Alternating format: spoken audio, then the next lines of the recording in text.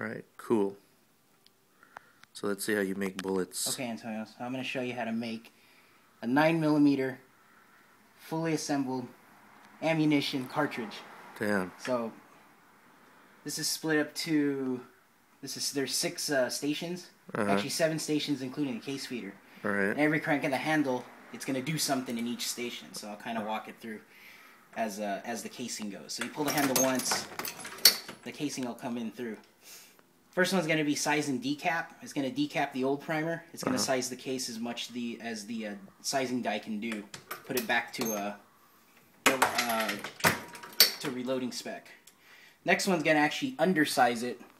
Since these cases expand, contract as they come out of the gun, I like to run it through an undersized die, which will actually size it even more than the first one. So, sorry about that.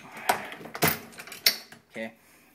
Next station's going to prime it. So it's going to put a new primer from underneath. Next station. You don't have to do any different action. You just keep on. Yeah, everything's done on the downstroke. There's nothing you got to do. You just got to crank the handle. So next one's going to actually put powder in the casing. I don't know if you can. Okay, so the powder's coming. Yeah, the powder's coming from here, and it's going to go in there, and it's measured. Wait. It's going where? The powder's going to come from here, right, which is the powder measured case here. Okay. I dial in as much powder as I want on over here, so I can turn the knob, counterclockwise, clockwise to increase how much powder I want. Okay. And then it's going to go in here in the case. All right. Here, let me switch places with you, because the lighting's better here. All right. Cool. Okay. Right. So at that point, there's there's powder in the casing now. Okay. If you can see that. Next station's actually going to put the bullet on top of it. The bullet head. Dope. It's going to put it right on top. You can see that. Oh, dope. And we're loading 124 grain Montana Gold jacketed hollow point. Next station's actually going to seat the bullet. And there's a micrometer setting on my die.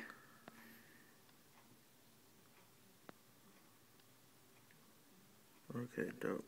Did you see the powder in there too? I can actually, if you want, I can pull the bullet head off, and you can see the powder in there. Oh yeah? Let's see. What's in there? Oh. So you can see the powder in there. This light is too bright. I need to move it. I can't see what the hell I'm doing.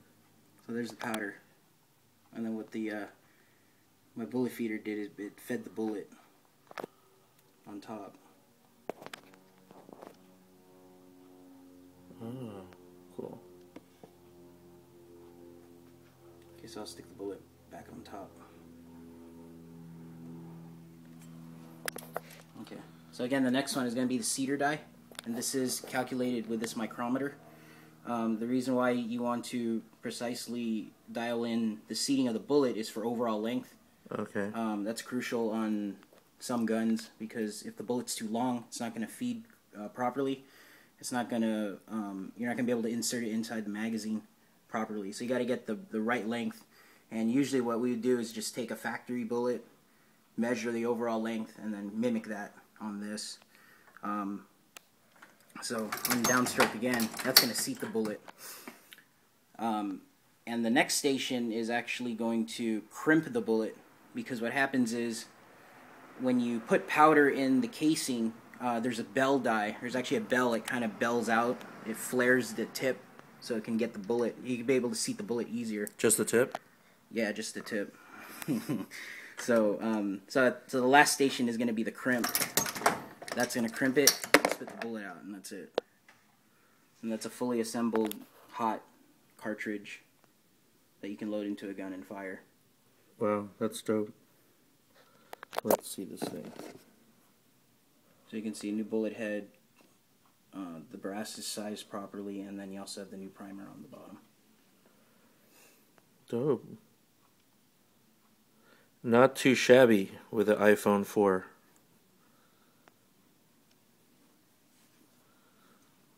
Hey, look at that. That's a nice timepiece you're wearing there, Brian. Let's see it. My old GMT Master 2. Oh, this old thing. Yeah. Alright, dope. Yeah, it is. Alright, let's go.